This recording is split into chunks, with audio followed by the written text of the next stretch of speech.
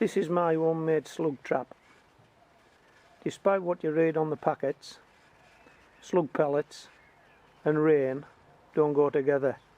They're supposed to be shower proof, but more often than not, showers tend to be heavy, persistent, often, and the slug pellets don't last 5 minutes.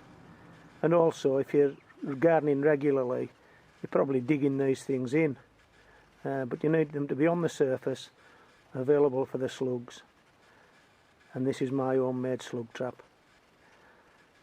Simply, it's 2 pieces of slate parted by 2 or 3 pebbles.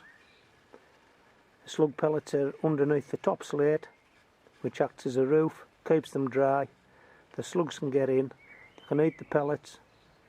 That's the last you'll see of them. But the slug pellets last a long time. The slug pellets I'm going to show you under here now have been under here at least 3 months, and we've had some severe rain over that 3 months.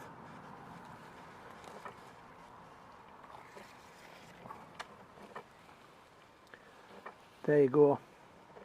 Piece of slate on the bottom, 2 or 3 pebbles to support your roof.